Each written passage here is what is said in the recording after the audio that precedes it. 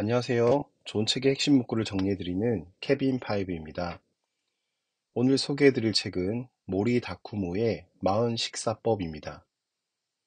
다이어트는 누구나 꼭 이루고 싶은 목표이긴 하지만 쉽게 이룰 수는 없는 것 같습니다. 무리한 운동과 금식을 통한 다이어트는 금세 지치게 되고 작심삼일로 끝나는 경우가 많습니다. 하지만 평상시에 내가 먹는 음식을 조절하고 살이 찌지 않는 식습관을 실천하는 것은 그 방법만 제대로 안다면 그리 어렵지 않을 것 같습니다. 일본의 유명한 헬스 트레이너이자 물리치료사인 모리 다쿠로는 다이어트를 위해 운동보다 식사가 더 중요하다고 이야기하며 일본의 고영양 밀도 다이어트 열풍을 일으켰습니다. 이 책에 나와 있는 방법들을 무리하지 않고 3개월 정도만 실천한다면 누구나 건강하고 날씬한 몸매를 가질 수 있을 것이라고 생각합니다. 그럼 40 식사법의 핵심 문구를 함께 살펴보도록 하겠습니다. 40대의 물질 대사는 20대와 다르기 때문에 그에 맞는 식사법과 운동이 필요하다. 체지방은 1kg당 7,200kcal이므로 매일 250kcal 정도 부족하게 섭취해 1개월 동안 꾸준히 약 1kg을 빼는 것이 무리하지 않은 방법이다. 비록 속도가 느리더라도 1개월 동안 체중의 5%씩 감량하는 것이 현실적이다. 주목할 부분은 에너지 소비의 약 70%가 기초 대사를 통해 이루어진다는 사실이다. 3대 영양소는 탄수화물, 지방, 단백질이고 이 중에서 몸을 움직이는 데 에너지로 사용되는 것은 주로 탄수화물과 지방이다. 물질 대사를 높이는 것, 결국 기초 대사로 살을 뺀다는 말은 체지방을 연료로 에너지를 소비하는 지방 대사 모드가 되는 것이 중요한 포인트다. 그런데 어떤 상황에서 이 지방 대사 모드가 꺼지는데 그것이 바로 당질 대사 모드가 켜졌을 때다. 저축형 에너지인 지방과 소모형 에너지인 당 중에서 먼저 소비되는 것은 당질이다. 이미 몸에 축적된 체지방을 사용하는 지방 대사를 높이기 위해서는 단백질과 지방의 섭취가 필요하다. 나이가 들면 물질 대사 기능도 떨어져 우리 몸은 좀처럼 살이 빠지지 않는 상태가 된다. 이것이 자연의 섭리다.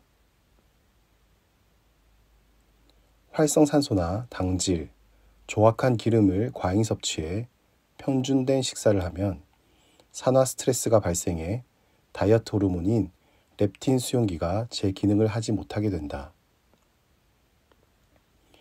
물만 먹어도 살이 찌는 것 같거나 단 음식을 먹는 것만으로도 행복감에 빠진다면 당 중독을 의심해 봐야 한다. 분명히 말하고 싶은 것은 물질 대사를 높일 목적이라면 이를 악물고 운동에 힘쓰는 것보다 식단을 바꾸는 것이 훨씬 효과적이라는 사실이다. 운동만으로 물질 대사를 높이는 것은 비효율적이다. 결론부터 말하면 이 책에서 말하려는 것은 단 한 가지다. 물질 대사를 높여 평생 균형 잡힌 몸매를 유지하고 싶다면 첫째도 둘째도 단백질을 섭취하라는 것이다.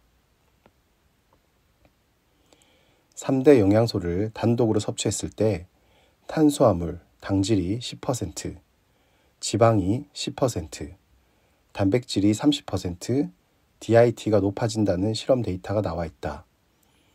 결국 단백질이 많은 식품을 섭취하면 열량 소비도 쉬워진다는 말이다.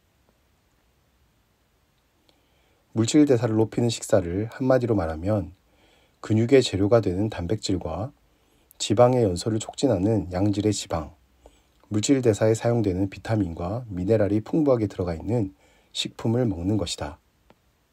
가급적 피해야 할 대표적인 음식으로는 당질과 지방이 세트로 묶인 카레 라이스나 돈가스 덮밥을 들 수 있다. 당질 곱하기 지방은 비만을 만드는 황금 콤비다.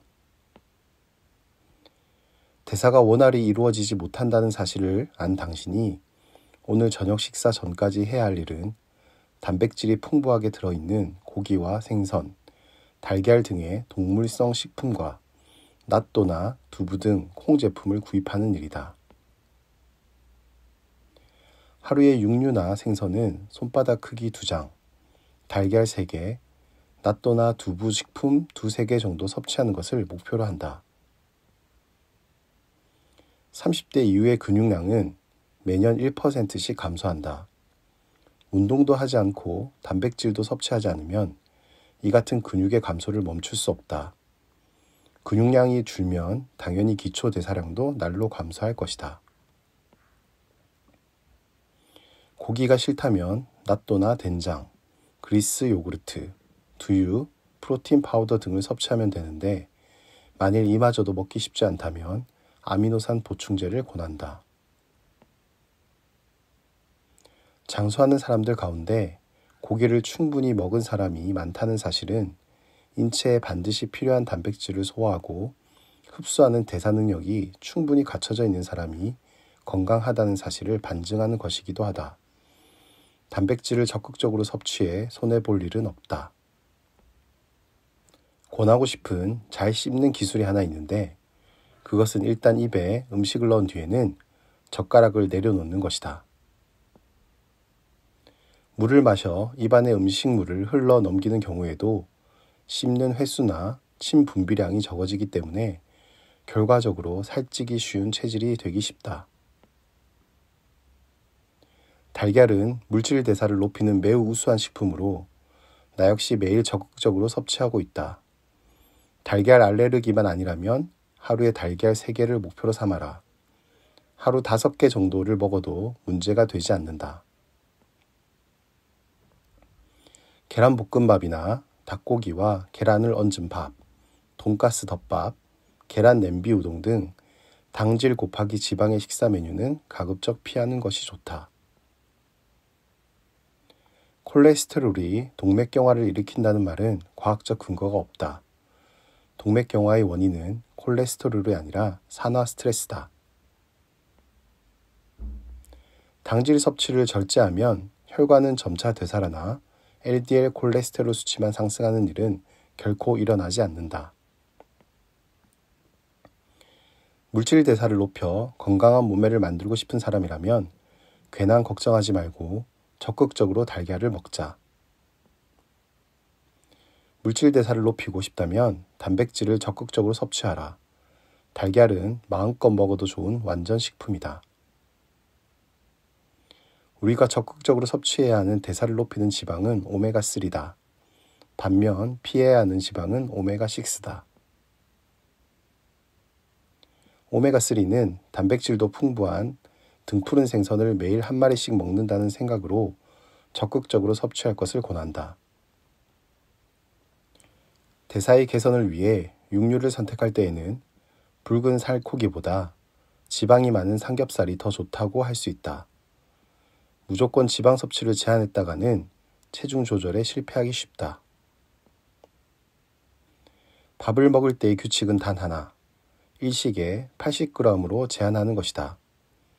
이것을 양으로 어림하면 밥 공기에 가볍게 한 그릇, 주먹 하나 분량이다. 밥과 같이 먹는 반찬의 주의를 기울여야 한다.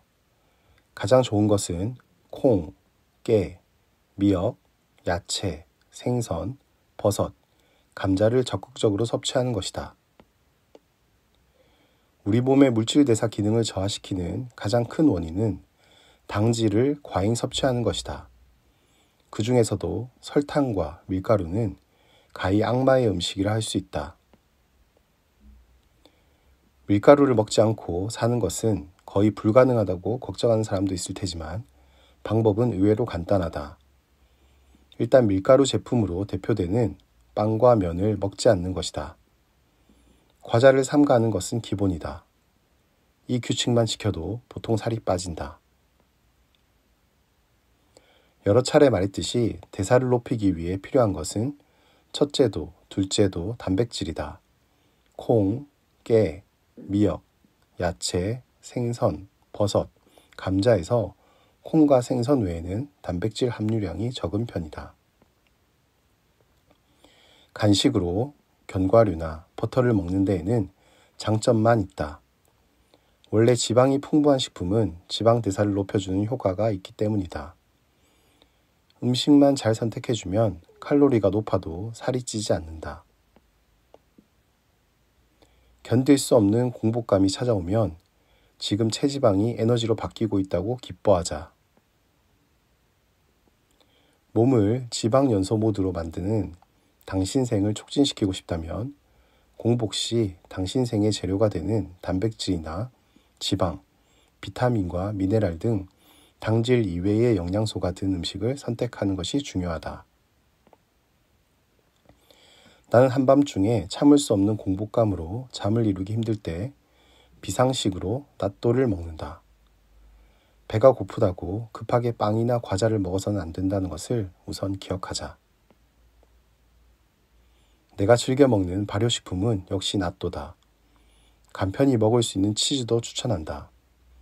가공치즈는 쓸데없는 식품 첨가물이 들어있는 경우가 많으므로 가능하다면 까망베르나 체다 등 자연치즈를 선택한다. 요구르트가 발효식품이라는 사실은 잘 알려져 있지만 의외로 단백질이 풍부한 식품이라는 것은 모르는 사람이 많다. 그 중에서도 특히 내가 권하는 것은 그리스 요구르트다. 이 책에서 제안하는 물질 대사를 높이는 식사법에 도전하며 정체기가 찾아와도 포기하지 말고 최소 3개월간 꾸준히 실천해보자. 이때 3개월이라는 기간은 우리 몸의 거의 모든 세포가 새로운 세포로 바뀌는 일수다. 비만이란 체중이 많이 나가는 것이 아니라 체지방이 너무 많이 축적된 상태를 말한다. 따라서 당신이 주목해야 할 것은 체중이 아니라 체지방 수치다. 비만의 근원인 형편없는 식생활은 그대로 둔 채 아무리 열심히 운동을 해도 헛수고다. 게다가 1시간 열심히 뛰어 얻은 소비 열량은 고작 400kcal 정도다. 이 정도의 열량을 소비하기 위해 숨을 헐떡거리며 억지로 달릴 바에야 500kcal의 빵을 먹지 않는 것이 더 효율적이다. 주 3회 스포츠센터에 다닌다면 한 번은 마사지나 에스테를 하는 등의 개선책도 생각해보자. 지방을 부드럽게 풀어주어 분해되기 쉬운 형태로 만들고 나서 운동을 하면 큰 효과를 얻기 때문이다. 술은 소주나 위스키 등의 증류주를 선택한다. 한 주에 한 번 캔 추아이 하나 정도를 마시는 것은 괜찮다. 그러나 술안주로 기름진 것을 선택하거나 오차즈케나 라면 같은 탄수화물에 의지하면 안 된다. 술을 마실 때는 의식적으로 탄수화물을 섭취하지 않는다. 생선회나 찜을 권한다. 물질 대사를 높이면 어떤 일이 일어날까? 먼저 스타일이 좋아진다. 날씬해지는 것은 물론이고 근육도 잘 붙는다. 탄탄하고 울룩불룩한 몸매가 된다는 의미가 아니라 여성이라면 힙 라인이 탄력 있게 올라붙은 여성적인 몸매가 될 수 있다는 의미다. 그리고 면역력이 높아져 병에 걸리지 않고 몸 상태가 전반적으로 좋아진다. 얼굴빛이 좋고 피부도 매끈매끈 윤이 나고 몸도 가벼워진다. 혈액순환이 좋아지기 때문에 어깨 결림이나 요통에서 벗어나고 허리와 다리도 튼튼해진다. 결국 대사를 높인다는 것은 안티에이징 그 자체를 말한다. 네, 오늘은 여기까지입니다. 끝까지 들어주셔서 감사합니다. 더 좋은 책으로 찾아뵙겠습니다. 감사합니다.